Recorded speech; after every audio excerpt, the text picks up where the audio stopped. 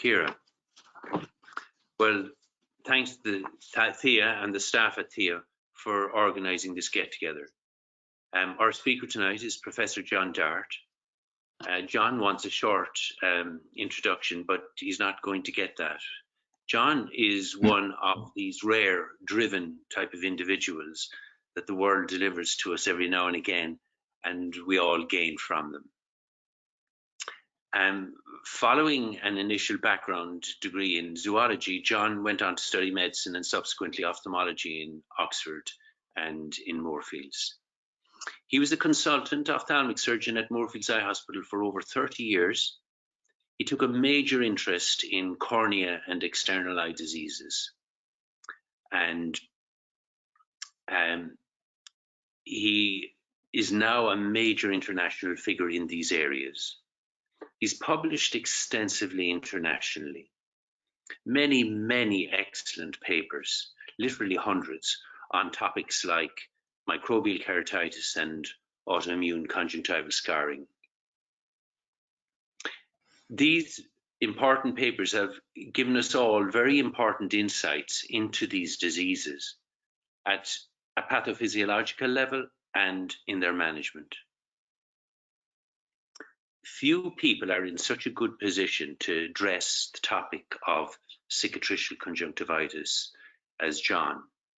Not only has John worked extensively with this topic over many years, but he came through from a time when there was very little medical treatment options available for pemphigoid. And it's because of people like John that we've managed to make significant inroads into controlling pemphigoid. John's always been a great speaker with a great mix of science and great clinical experience in his talks. John, we welcome you and thank you for agreeing to give this talk. We look forward to hearing your insights into autoimmune and cicatricial conjunctivitis. Well, thanks very much, Jerry, for that generous introduction. And it's really nice to see 60 odd people here interested in listening to what I've got to say about scarring conjunctivitis.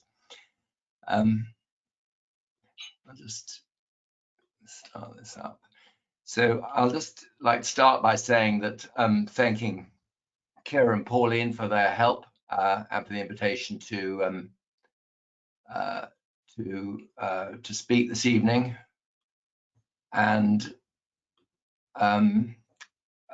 yeah, and also that this will be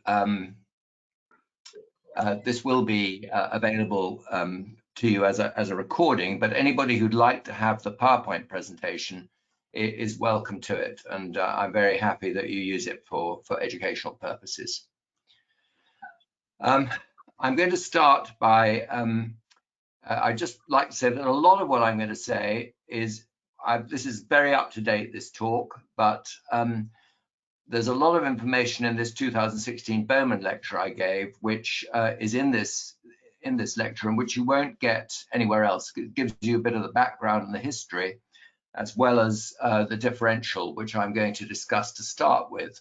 And I've just put up these two slides of acute and chronic conjunctivitis, and it's the chronic conjunctivitis causes we're interested in. There's a list of 27 here, and I'm going to take you through those and show you how to separate out the one or two diseases that require systemic treatment to prevent awful progression and morbidity. It's principally pemphigoid, but one or two others as well, and how to separate out neoplasia, which can also scar. So that's the focus of the first part of the talk, and then I'll take you through pemphigoid, what's new, and how I think you can go about it. Well, these clinical signs are the ones we use for chronic conjunctivitis, and by chronic conjunctivitis, I mean, one of the definitions is anything that lasts longer for 3 weeks, but many of these patients that you'll see have had grumbling conjunctivitis for months, if not years. And these are the signs we use to help us get to a diagnosis. Papillary conjunctivitis, this is vernal, top left, perennial allergic conjunctivitis in the other two slides. You can see these macropapillae here, micropapillae here, and very tiny papillae, which are outlined in the specular reflex there. These are follicles in a case of chronic staphylococcal disease and in an adult male. Here we've got infiltrate, which we recognize. It's easy to see in the upper tarsus because you can't see these vessels very crisply. In fact, all these slides, these vessels are usually very crisp because of thin conjunctiva in the normal situation. But once you get an infiltrate, they're difficult to see. Excuse my hoarse voice. I picked up some nasty sort of flu type virus today, and I've been feeling a bit below par, but that won't affect you, I'm pleased to say. I can't digitally transmit a flu, but my hoarse voice will be a nuisance. And these corneal signs are useful. This is rosacea, which can be very difficult to distinguish from pemphigoid, and that's probably the most difficult differential I have to deal with. And this is just a coarse punctate keratopathy, and these, of course, are giveaway pseudopterygia. And this is membrane formation, not common in chronic conjunctivitis, mostly with acute, but this is ligneous in one of my cases. And lastly, scarring. And this is sebaceous carcinoma with, you can see a lot of fornix shortening here, and I missed this diagnosis for 2 or 3 months. And this is a case of adenovirus. If you've got the history, it's easy to distinguish, but if you're examining a patient, what we'll ask you to do is, with these cases of chronic conjunctivitis, look for signs of cicatrization, and they may be very subtle and just a little bit at the medial canthus, but if you see those, you have to ask the question, is this one of these nasty diseases like pemphigoid, which needs appropriate treatment with systemic therapy and for which topical treatment isn't going to work? So why bother about it at all? Well, I think everybody who deals with anterior segment disease as an ophthalmologist is going to see a few cases, and it's blinding, can be blinding, painful for the patients very often, and difficult to diagnose and treat. And that's what got me interested working in a tertiary referral center where we had a lot of patients with this. These data are from the study we published in 2012, a British Ophthalmic Surveillance Unit study. There's underreporting, about 15%, we think. So we probably have about 100 new cases in the UK a year. And of these 82, 60% were mucous membrane pemphigoid, 20% these were new cases, newly diagnosed cases of Stevens-Johnson, and 20% in these other categories. And these are the most common ones that crop up with scarring as new cases. Most of these patients will live a long time, which accounts for the prevalence and of mucous membrane pemphigoid, the prevalence not just of ocular disease, but of all mucous membrane pemphigoid, from a nice study in Germany, is about 1 in 40,000. And with a general practice size in the UK of about 10,000 these days, it means about 1 in 4 general practices will have one pemphigoid patient, probably. And Jerry mentioned that when I started, we didn't have treatment for this. This is the first case was described. It was called pemphigus then, before the immunopathology came in, which differentiated between intraepithelial diseases, which are the pemphigus diseases, and subepithelial disease, which are the pemphigoid diseases. In 1978 was when I started ophthalmology. I qualified in 76, and I bought Parsons Diseases of the Eye when I was at the Oxford Eye Hospital. And this is all he had to say about pemphigoid. Local treatment is unavailing, as also indeed is general treatment. So there was nothing in that textbook, which, like most textbooks, was a bit out of date, because the first treatment was introduced with dapsone in 1977, the year before that was published. And there'd been one case report treated with cyclophosphamide in 77, and then a couple of few cases of azathioprine in 74 and 78. But these immunosuppressives weren't recognized for use in ocular MMP really until Steve Foster, who's still going, and he had a seminal publication in 1986, which was when I became an honorary consultant the year after, and I started to take over these cases and introduced treatment, immunosuppressive treatment for pemphigoid at Moorfields then. We have been using dapsone occasionally. Peter Wright, one of my mentors, was using that in very few cases, actually. So they were mostly untreated. Now, accurate diagnosis is critical. I've put up this panel of causes of chronic conjunctivitis here again, and all the causes in red of these 27 may develop cicatrising conjunctivitis. The ones in purple very rarely scar. So a few cases of dermatitis herpetiformis and both systemic and discoid lupus will scar. A few cases with inflammatory bowel disease, a handful reported, but rather more of patients with ocular surface squamous neoplasia and sebaceous carcinoma, and that's really important to be aware of. So what I'm going to try and do now is just take you through another slide showing you how to distinguish the functional groups we need to distinguish. Why are they functional groups? Because the treatment differs. So for the blinding scarring diseases, which are pemphigoid and pemphigoid-like disease, we need systemic immunosuppression, without which they just get worse. And we've had cases diagnosed up to 10 years after the onset, treated with drops, particularly when biopsies were negative, which I'll be talking about later. And it was assumed they didn't have pemphigoid, so they were just given drop after drop and slowly getting worse until they had irreversible morbidity. And then neoplasia, I mentioned the mistake I made with a patient. We did get there in the end, but that can mimic mucous membrane pemphigoid as well, and that has to be sorted out and differentiated. And then you've got all the other scarring diseases, which these that I mentioned here, atopic keratoconjunctivitis, these chemical injuries, toxic keratoconjunctivitis, most cases of sarcoid and graft versus host disease, a few of Sjogren's, which on the whole can be managed with topical therapy unless the inflammation is really severe and doesn't respond. So we've got three functional groups here: blinding scarring disease, for which you need systemic immunomodulation, where the scarring causes the blinding. Inflammation in some of these other diseases can. Neoplasia, and then other scarring diseases typically caused by drugs, diseases limited to the eye, and then systemic diseases. And 60% of all these severe scarring cases are due to mucous membrane pemphigoid, as I've shown. Then we have often overlooked causes. A very few cases of Stevens-Johnson toxic epidermal necrosis, they behave in the same way, may develop progressive scarring, pemphigoid-like disease, and a very few cases who have typically glaucoma eye drops. I'd seen one case who'd been on IDU for years who developed progressive scarring like pemphigoid and needed to be treated the same way. That's often overlooked. Neoplasia is usually unilateral. I've only seen one bilateral case. The plastic surgeons may see more, but the ones I see, of course, have scarring.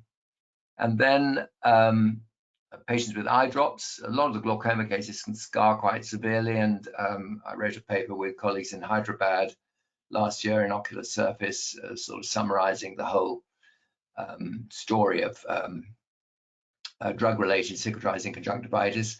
And then these diseases in green are usually known.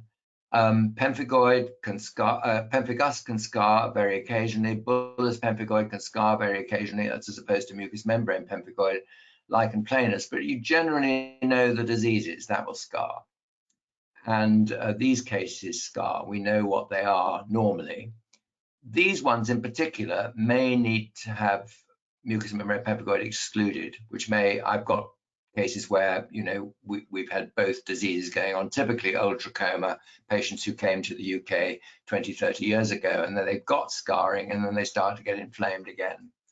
And then lastly, you've got these scarring conditions, which are very unlikely to be associated, providing you have the history of adenovirus, you've got a history of trauma, chemical trauma, graft versus host, lupus, and Sjogren's.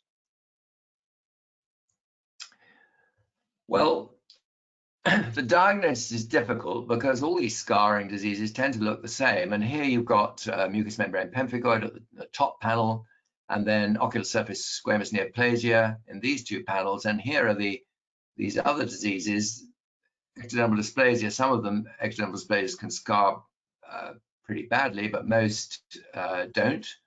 And most of these will scar, but can be managed with topical therapy with few exceptions. But on the face of it, they all look the same. And that's where we come to diagnosis, which I'm going to talk about in a moment. how to sort out pemphigoid, which I'm going to present here from others. So what about pemphigoid, which is, as I mentioned, the most common of all these? Well, it's an inflammatory disease with variable scarring. And the oral mucosa is very protected from scarring. Despite severe inflammation like this, scarring is infrequent. And the same in the palate. You will see scars occasionally, but not that often. Laryngeal and esophageal scarring is very rare, less than 1% of patients, thank goodness. And this is supraglottic scarring, which can be really bad and life-threatening. And in fact, I've had 2 patients die of that. This is esophagus, very uncommon too. The skin will scar, typically actually on the head like this, and the genital mucosae. This is the glans pubis, glans penis.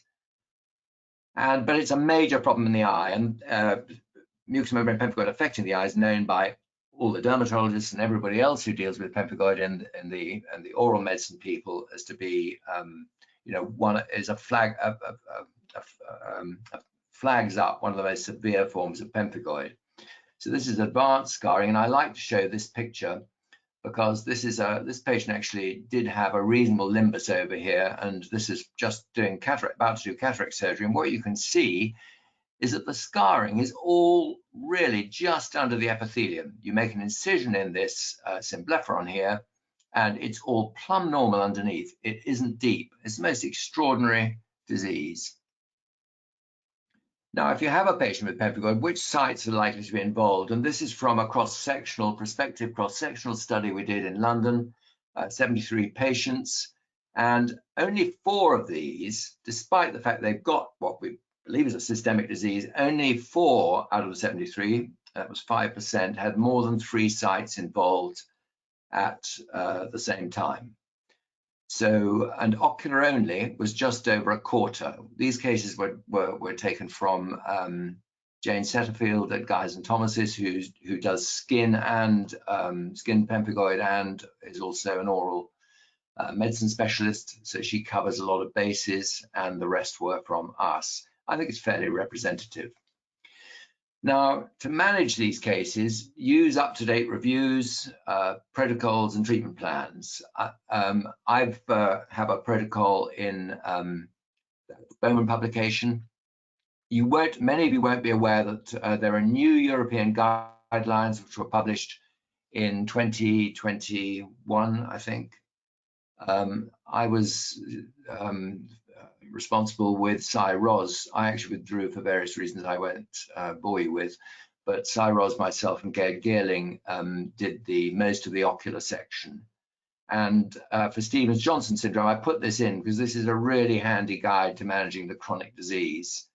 Was published in 2016. Yeah, sorry, this was 2021. And these guidelines for acute Stevens-Johnson are about to be replaced. They're still current, but the new version will come out this year, and Cy Ros is involved in that. It was a very, very well done guide. So what about diagnosis? Well, with the history, it's fairly obvious. You must ask about the skin and mucus. If you see scarring in the eye, ask about skin and mucous membrane. I saw a patient from plastic surgery service at Moorfield has been treated for about 4 years for trichinosis. Someone had noticed the conj scarring, and she was presented to me by one of the juniors, or a fellow, who was very good. And no one had asked her. She was rather reticent, and she'd had a sore patch on her shoulder for the last 5 years, which had been biopsied and negative, and just had a pad on it. And it healed up within 3 weeks of starting dapsone for what was obviously and biopsy positive ocular mucous membrane pemphigoid, overlooked for several years and never asked about the skin when she came to Moorfields. 2 diseases may coexist. Both of these have happened. So be aware that you may have more than one disease. That's quite common in ocular surface disorders. And oculodermal, remember, occurs without extraocular disease in many cases, but ocular only is 25%.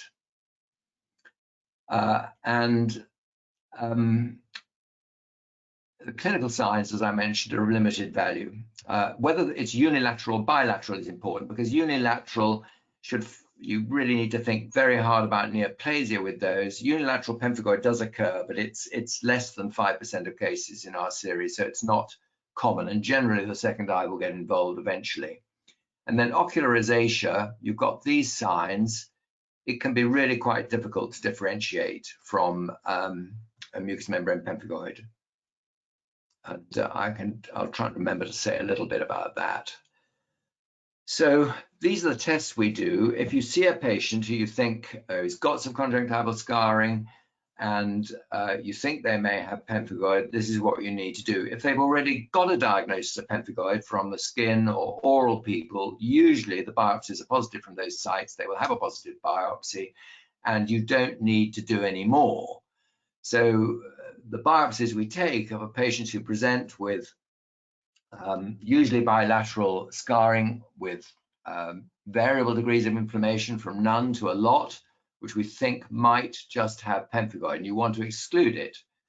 It's important to take the biopsies from perilesional tissue. If you take it from very inflamed tissue, ulceration is very uncommon in the eye, but if you take it from the really hot areas, we've shown that you're less likely to get a positive biopsy.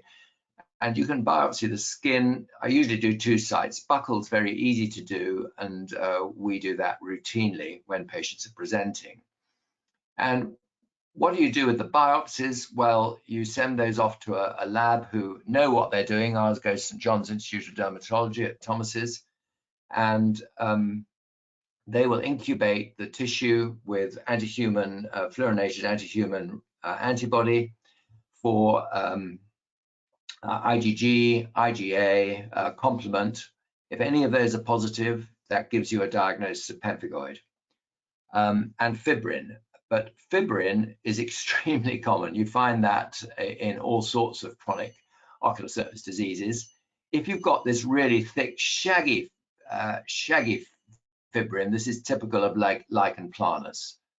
And this is from one of the few cases I'd seen with pemphigus vulgaris showing completely intraepithelial staining of the desmogleans here, as opposed to the subepithelial staining at the dermoepidermal juncture that you see with pemphigoid for IgG, IgA, or C3.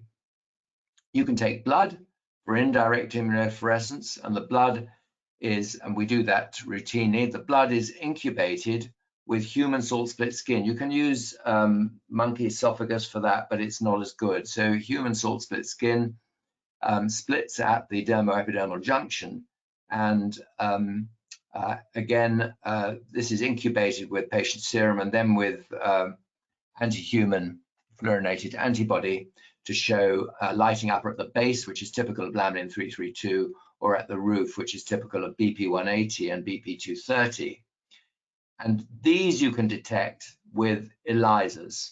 BP180 and BP230 kits are widely available. There is an anti-laminin 332. You can do an ELISA, but it's not generally available in most labs, although there is now a biochip available, but it's expensive and not being used very widely as yet. The problem is that in half the patients with ocular-only pemphigoid with no other sites involved, these tests are negative. And I'll talk about that in a minute with what's new in pemphigoid, which you probably aren't aware of. There's a clinical assessment tool I'm going to discuss. I mentioned the European Association of Dermatology and Venereology, rather an odd mix, but that's what it was called, the guideline, which came out in 2021, which also included a new ocular MMP treatment stepladder, which Cyrus and I developed, and based on the evidence. It's all evidence-based, this, by the way, the guideline, and clinical treatment trials, what's out there and what's coming. So first of all, you need a clinical assessment tool. That has been an unmet need. You need it for both clinical practice and for clinical trials to identify early signs of disease. Is the fornix shortening within normal limits for the patient's age? You need it to follow disease activity, because that's your criteria for establishing success or failure. And you need to know whether the scarring is progressive or not. And ideally, you need a validated system, which we've developed. We can compare ours with the other systems, and it correlates well. But what ours does, it was published in Ocular Surface. Scope a manufacturing, this will be available this year for use in one of our studies, and it should be widely available shortly. And what we did was look at 55 patients, and two of us scored them independently on 2 occasions, and we only used the tools that had really good correlation, so that we know that 2 independent observers can be sure of correlating very closely. This bulbar conjunctival hyperemia inflammation grading system takes minutes to do. Each time the patient comes, you get a scoring system, and it takes a few moments to do. The whole thing, and it's focused on inflammation, scarring, and morbidity, which the other grading systems don't have. And that takes about 12 to 15 minutes to do. So we can quantify scarring and morbidity in the disease. We've got normative values for the fornix depth in both Asians and in Caucasians. And so, for example, here, if a patient comes in with a bit of scarring, if you measure in a 46-year-old, you measure 12 millimeters with, if you don't have a fornix depth measure, you can use a dry Sherman's strip or a dressed orange stick, the handle of that, and just hold it behind the, in the fornix and measure it off with a ruler. If they've got a fornix depth of 12, then there's no fornix foreshortening. But if it's 9, that gives you 20% over what would be expected in someone with a healthy eye in a 46-year-old. So that's all available to you. The diagnostic criteria for pemphigoid have changed, and you may remember that in 2002, you will have been told subsequent to that consensus that you had to have a positive biopsy to make the diagnosis, and that's caused an enormous amount of damage, because only in ocular, only pemphigoid, about 20 to 35% of cases, up to 50% with direct immunofluorescence, don't have a positive test. And it's taken me about 20 years to show that these negative tests delay diagnosis, and that if you don't make the diagnosis in the patients with negative tests, then it just progresses and 20% will become blind in both eyes, bilaterally blind. So misdiagnosis leads to mistreatment and irreversible deterioration. And the new guideline, I'm not going to go through this because it's complicated. This is the less complicated version, but this is what you need to know. To confirm a diagnosis of ocular MMP, positive direct immunofluorescence from a perilesional biopsy in the buccal mucosa, or a positive biopsy from any site, you don't need any more tests. So if they come in with a biopsy from any other site which is positive, you don't need to do any eye biopsies. Laminin 332 is nice to have because it's predictive of probably more severe disease, but there is only one commercial kit available, and it's expensive, and it's not available yet to us. These ELISAs suggest, if that's positive, it's very unusual not to have pemphigoid. So that's the nice thing about laminin 332. Very few normals will express laminin 332 antibodies. That's not the case for BP230 and BP180. And about 7 to 13% of patients will have either a false positive indirect immunofluorescence, or up to 7% can have healthy controls like me. I was a healthy control in our study, will have a positive ELISA for BP30, 230 or 180. So if these tests are negative, you can diagnose pemphigoid if providing the phenotype is typical after excluding these other causes, neoplasia, drugs, sarcoid. Then if they're not progressing as expected, like maybe a case with rosacea, then you have to reevaluate with more biopsies. That's our recommendation anyway. So management involves dealing with the parts of the disease that cause progression, immune-mediated inflammation. These patients are very uncomfortable. When it's very severe, it leads to limbitis, service failure with conjunctival overgrowth and corneal blindness that way. Conjunctival scarring leading to entropion, trichosis, lagophthalmos all cause a lot of discomfort and resulting in surface disease. With these findings, persistent epithelial defect infection usually writes the eye off, corneal scarring and vascularization.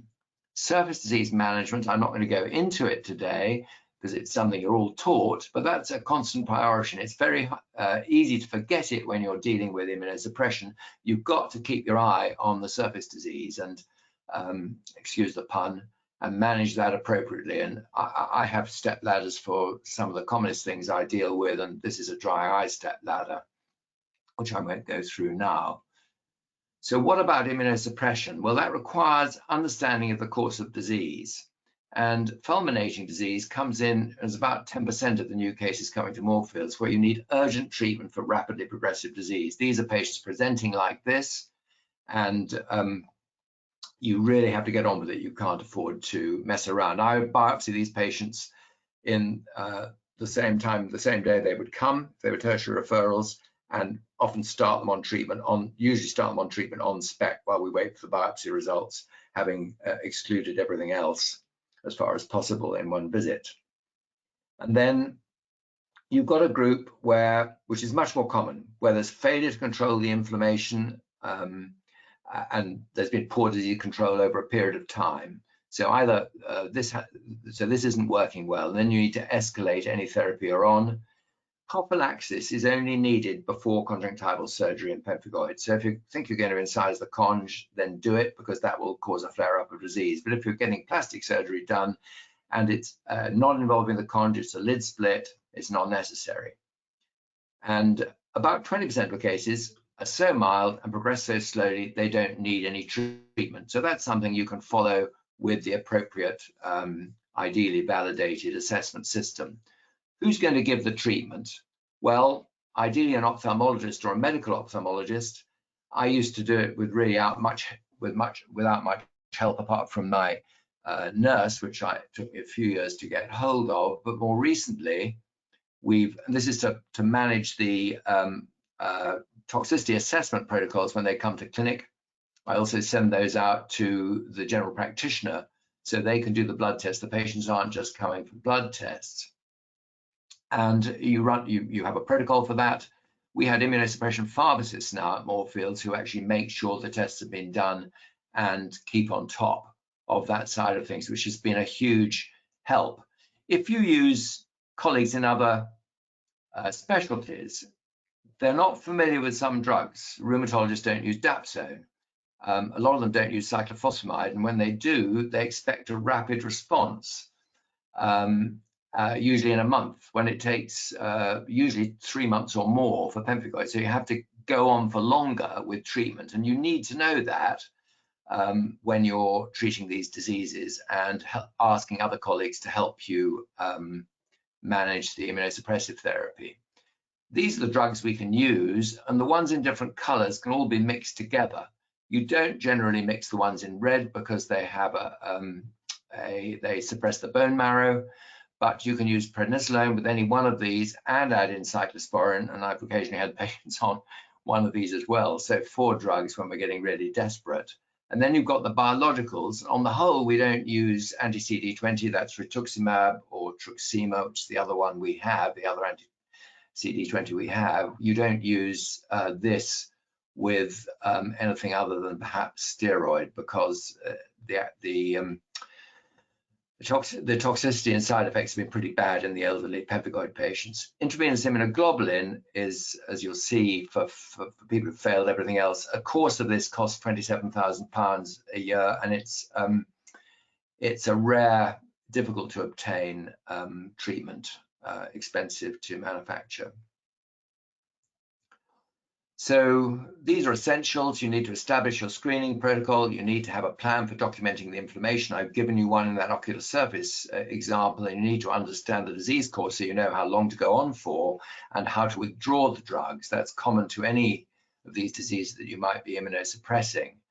You have to have a screening protocol. Those are widely available in hospitals now for other specialties for the immunosuppressive drugs. And then we've got step ladder therapy here for inflammation. Now, These therapies I mentioned take 3 months or longer. As long as they're improving, then I keep them on, or stable for the first 2 or 3 months, I would keep them on the treatment unless they're deteriorating, when I would switch drugs. But as long as they're stable or improving, then you want to keep going with the same drug because it takes a long time.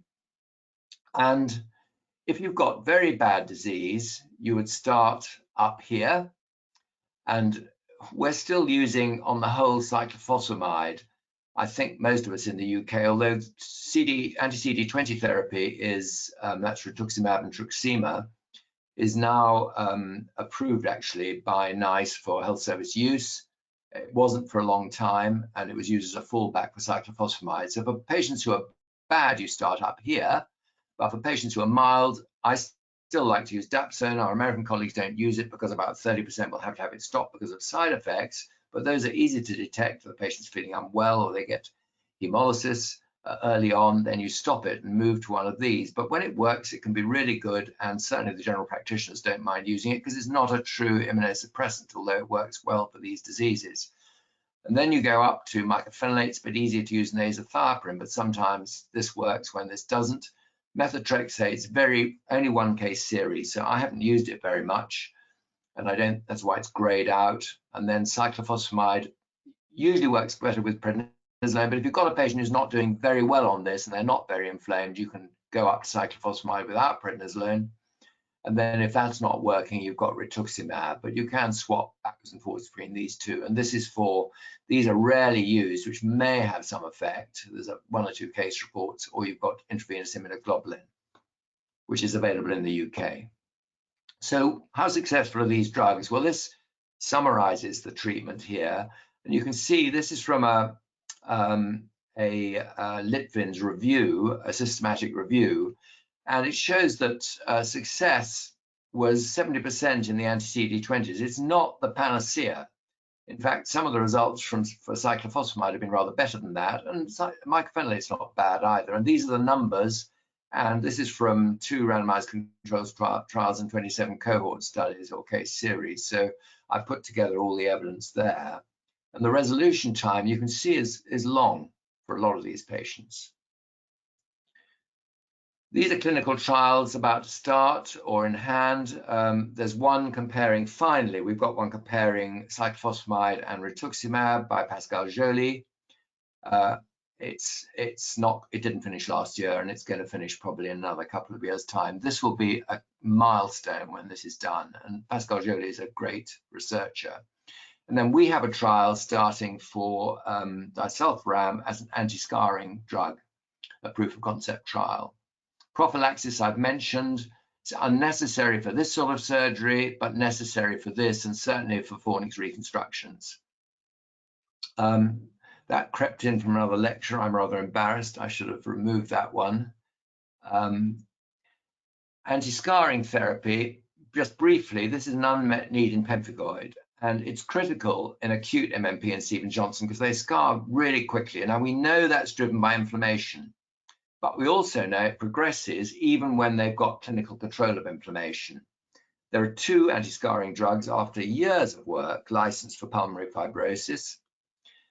And this is what we find in pemphigoid. Even a diagnosis here, this patient was successfully treated 4 months post-treatment, got pretty much a white eye, and look how much scarring has occurred in that short period. But in uninflamed eyes, this is not actually, it was just rough. This patient wasn't having an exacerbation then, it was rather a bad day, but they'd been well controlled for 3 years and they developed more symblepharon. So we know that happens from a nice study of Cy Ross and Gerard Williams. And we know that topical therapy, it sometimes makes the patients a bit more comfortable, that's with steroid, but it doesn't control the disease. Systemic treatment's the standard, is the standard of care.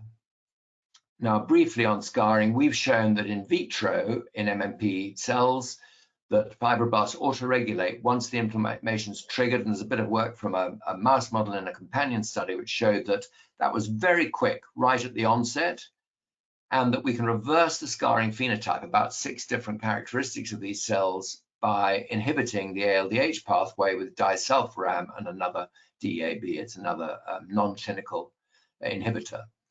And we also showed this worked in a mouse model. We have a patent for this, and Cy Ross has taken over the lead on this development, and we're about to start a study for a phase 1 in oral disulfiram and MMP patients this May. So what about rescue therapy? Well, stem cell failure occurs. Treatment only works in wet eyes. This is one of my patients with an limbal living related donor. He did well for, actually, you can see, several years, and he went on with a reasonable stable epithelium after that.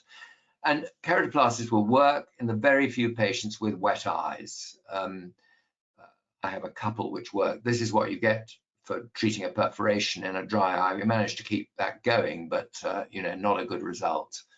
What about end-stage disease? If you've got access, Moorfields now have taken over with Jose Perez, the osteodontokeratoprosthesis for the UK, and the modified osteodontokeratoprosthesis is the treatment of choice. This is the tooth which is supporting the optic, and this is actually the first patient done by Chris Liu, who brought this to the UK, and he was one of my patients. And if you haven't got teeth, then we have had the Lux K Pro recently introduced. I was told this week that it's no longer going to be manufactured, which is a shame because the initial studies look quite good. But Jose says that, Perez says they can start to use the Boston K Pro Type 2, which has a very poor retention rate when used in the way that it was designed for, but that can be used with this sort of setup with buccal mucosa. And you can see the retention rates here, the graft survival for OOKP, which have been really good. Even at 20 years, you've got about an 80% transplant survival rate. That's not necessarily with good vision. Should you offer K-Pros for these patients? Well, both the surgeon and the patient have to be prepared for disaster. Bruce Allen and I were doing this, having been on the course. It was a complete mess. And this was spontaneous dehiscence of this. We wrote up this series. So these are the ones that are looking sort of reasonable at the moment. So to summarize, surface disease management is critical. You've got to get that right. You've got to use systemic treatment for 80% of the MMP cases and a small proportion of the other causes of cicatrising conjunctivitis, which are inflamed with progressive scarring. You always use a steroid-sparing drug unless the planned course is very short. The steroids have more side effects than any of these other immunosuppressives, which is why we only use them for short courses, about 3 months. And to get the best outcomes, you need to understand the disease course and optimize the therapies for each disease, measure the treatment response using an assessment scheme, and plan whether or not to withdraw. And these are the outstanding problems. So I finished almost on time, and I hope I didn't rush. I don't think so, but I'm very happy to take any questions now. And thank you for listening.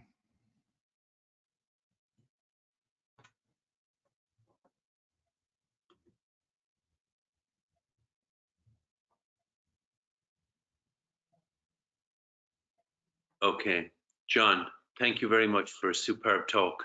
You really went through that in a very effective way, describing the very mild disease, in inverted commas, that we see in some patients where the eye is white and you get this progressive disease at the same time to the other end of the spectrum where you have this red inflamed eye and more aggressive conjunctival cicatrization.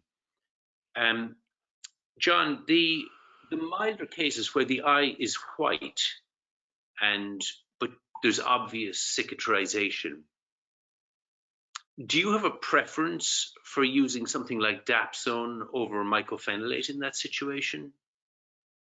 Well, it's a very good question. I asked Steve Foster at a meeting about the patients with white eyes to scar, and he's a bit like this. He just turned to me and said he didn't recognize that. There are publications on it, and I've got cases where we couldn't detect any significant inflammation. And I'm not sure. I mean, we used to think that it may be, we coined a term called white inflammation because when you took a biopsy and you looked at inflammatory cells in the uninflamed eyes, or the ones with minimal inflammation, you still found a lot of inflammatory cells. So we had hoped that maybe with appropriate immunosuppressive treatment, you could stop the progression of scarring. But I don't think that's the case. And that's partly as a result of having this finding that human fibroblasts from MMP patients behave very abnormally, and that they're switched on in the mouse, and we think in the human, because you can take them through multiple passages and they go on scarring because they auto-regulate by producing ALDH, and that keeps the scarring phenotype going. So I think we need anti-scarring drugs. So I suppose to answer your question, I follow those patients carefully, measure the fornix depth, and if you start to see that the scarring is beginning to cause problems, I mean, if it goes on, quickly, they close off their lacrimal ductules and get a very dry eye, and the fornix will shrink up and they can't blink properly, and then you're in a real mess.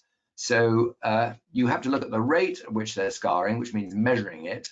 And then if that's stepping up, despite the fact they're white, then I would use an immunosuppressant. But I like to start with Dapsone still, because I've had long familiarity with it, and it's very safe to use in the patients who tolerate it. And if not, then mycophenolate is good for long-term use. But most of those patients who have white eyes don't progress very quickly. Yeah, they are slow. Do you think... Turn on your camera, Professor, sorry. Sorry? Oh, sorry. I haven't got my camera on, apparently. Okay. Yeah. Yeah. John, do you think that the use of weak topical steroids could inhibit the progression of fibrosis as well? No, I don't think so. I've used them, so I can't get my camera to go on. I'm not quite sure why.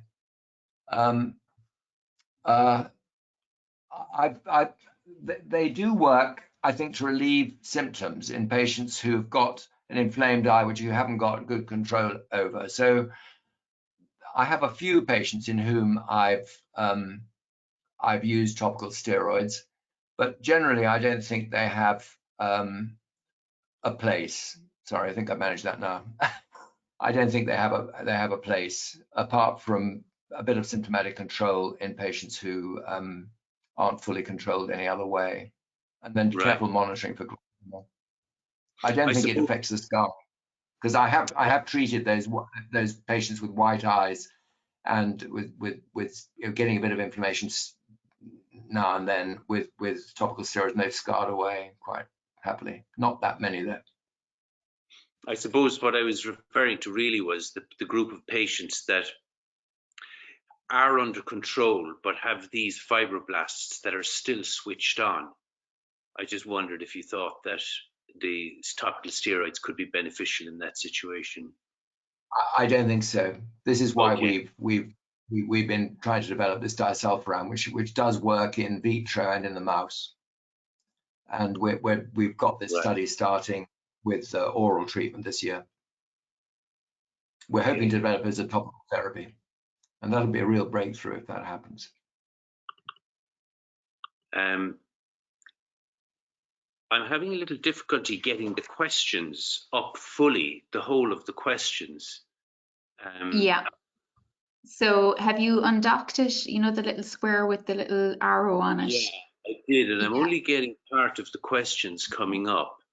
And if you kind of hover over it, you can make it bigger. You can just... yeah, it's up on the full screen, but it's some of the questions, it's just giving me one line of the question. And basically run out of space. But while you're thinking about while you're thinking about that, John, there's a good few questions here about dealing with ingrowing eyelashes. Have you thoughts about that? I have.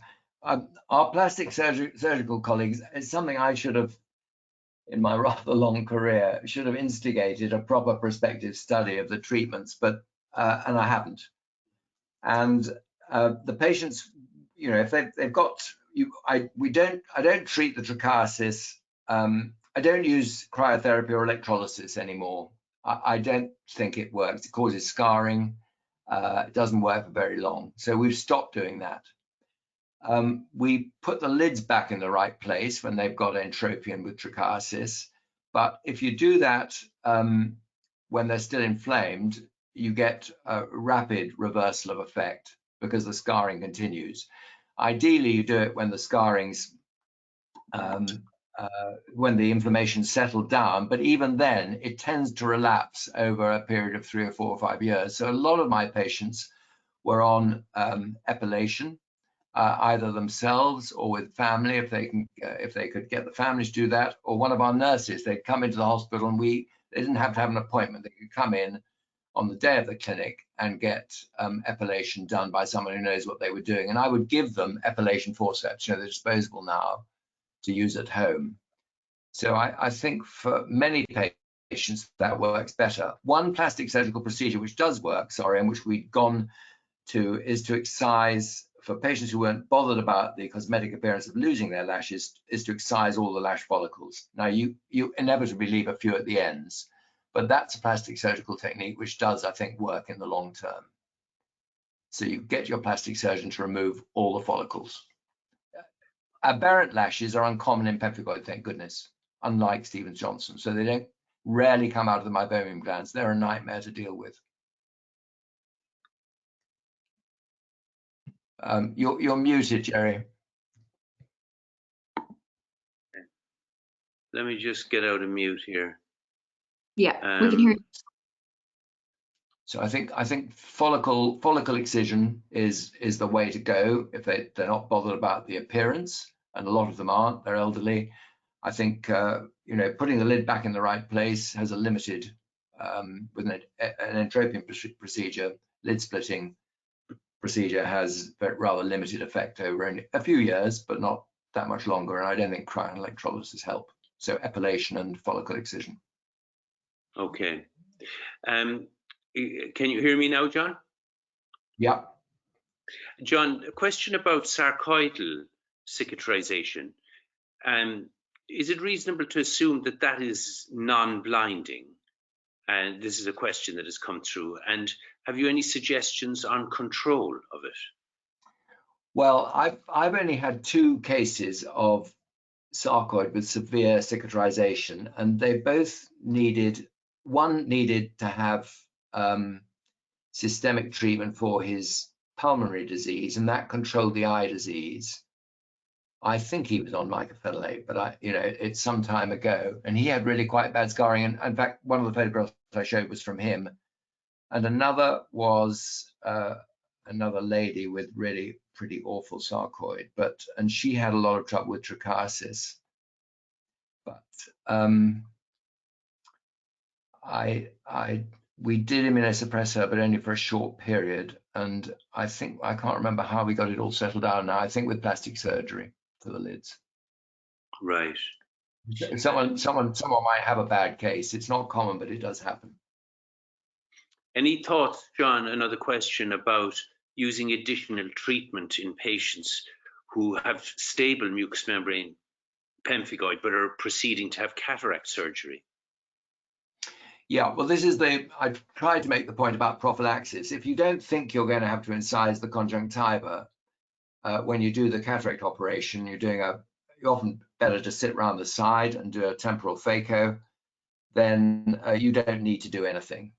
If you're fairly sure you'll have to incise the conjunctiva, then it's ideal to get those patients on a mycophenolate for 2 or 3 months before, because it can stir it up. And in fact, I've even had, both Steve Tuft and I had patients who had their disease stirred up by having local anesthesia given, through the conjunctival fornix with a cannula. And it's best to do those under topical or with a peribulbar anesthesia, and don't go through the conjunctiva. Don't incise the conjunctiva to put in a subtenons. Right. Okay. John, Richard Comer just asked you to remark on, as a general statement, do you feel that this is an underdiagnosed condition resulting in greater morbidity? Well, it definitely is. if you take the whole medical community, it is, because patients will be going to the GP for years sometimes with the disease before it's picked up. And then there was the problem of going to eye departments where people have been taught quite appropriately that if you read the literature that you were supposed to have a positive biopsy, and if the biopsies were negative, then I saw patients late down the line who'd had negative biopsies, but who clearly had pemphigoid. And now the diagnostic criteria I gave you have been accepted by the European, in the European guideline. So you don't have to have a positive biopsy or positive immunopathology test to make the diagnosis in that small, well, it's half the patients with ocular only disease. And I think if we applied those criteria, then we won't be diagnosing as late as we have been in the past. Interesting. John, a question about Stevens-Johnson syndrome. As you're aware, like sometimes that disease will switch on the fibroblasts and the disease will continue to progress after it seems to have gone into a clinically stable state. What type of treatments do you suggest for managing the Stevens-Johnson's patient who seems to be active? Well, we wrote up a series of all these patients with all the late complications of Stevens-Johnson that we'd identified or other people had, because we had cases of all of those, including sclerokeratitis, for example. But with regard to the patients who had progressive inflammation, I have seen one case who came for an opinion from South Africa, and who I saw in South Africa as well later, who'd started progressive inflammation after everything else had settled down, about a couple of months after the acute episode, but most of them have been years later. And I have treated them usually with mycophenolate, which was sort of first line drug for patients who they weren't really bad like some of the pemphigoids present, but they had inflammation and ongoing scarring. And I was able to take them off treatment after 3 or 4 years. So I haven't had any who stayed on treatment like many of the pemphigoid patients for a long time. But mycophenolate is relatively easy to use, and if it's appropriate, that can work pretty well. If not, azathioprine. Right. And what about dapsone in that context, John? Well, dapsone is always a bit dodgy in Stevens-Johnson patients because of the sulfur, which is one of the commoner causes. Yeah. So, you usually stay away from it in patients who have Stevens-Johnson just for that reason. Yeah. John, another question here. Does mucous membrane pemphigoid ever become inactive and you can stop treatment? Yeah, it does. And in my experience, I mean, a lot of authors will say, they have patients who've gone into remission, and I have had some, but particularly and they've often been younger patients treated more aggressively early on. They came, with bad disease, young, of course, of cyclophosphamide. But when I say young, in their 30s and 40s, we've had patients, younger than that, treated quite aggressively, and then they've actually done pretty well and gone into a remission. I don't know what proportion will go into remission, but I don't think it's that high. And in the older patients, I'm very reluctant to. You can't keep people on cyclophosphamide for a long time, so you've only got a maximum safe dose, which equates to about 9 or 12 months of treatment. Then you've got to step down anyway to one of the other drugs, and I usually introduce dapsone before stopping the cyclophosphamide, or sulfapyridine if they have dapsone toxicity, and then if necessary, go back up to mycophenolate or azathioprine. If they're doing well on those drugs, I tend to keep them there, because I've had a few patients who they wanted to stop the drug, they've been quiescent, and then they come back with a really bad flare-up, which is difficult to control, more scarring, and then get a dry eye and the fornix zipping up. So if I'm an older patient with pemphigoid stable on an immunosuppressive drug, I'll certainly go for a reduced dose, but the risks are very low with drugs like mycophenolate, and which isn't always adequate for severe disease. Yeah. We won't keep you too much longer, but I can tell you there's lots of questions, lots of interest in your topic. Another good question here from Elizabeth McElnay about use of mycophenolate and rituximab. And they're both available here, but would you advise against that combination, perhaps using rituximab as the initial agent to try to settle the disease process, and then move in with the mycophenolate as a long-term treatment? Well, I think we don't. I have to say I've been out of clinical work now for since 2021, and but I keep up with the literature. And the thing we don't know about rituximab is how often you need to repeat the drug. So you can go on repeating it if they're not. They haven't responded to the 2 infusions they get, usually at 2 weeks apart, but it's 1 gram each time. If they haven't responded by 3 months, you can repeat that at 3 months. But what we won't know until we get the results of this trial, I don't think, is, there are no good prospective studies on how often these courses should be repeated. And rather than repeat rituximab, it would be entirely reasonable, once you've got an acute episode under control, to start, if they have a relapse and it's 6, 8, 12 months down the line, by all means start with mycophenolate, because you can use that in the long term. And then if they're not responding adequately, then you go back to another infusion with rituximab. But those algorithms haven't been sorted out yet, and they won't do without. We tried to get a grant for a year to do a cyclophosphamide versus rituximab study, and we couldn't get the money. And Pascal Joly's managed that now. A lot of centers have, and no help from the manufacturers because it was so expensive, and they wouldn't give it for this purpose. So I think what you're proposing is entirely.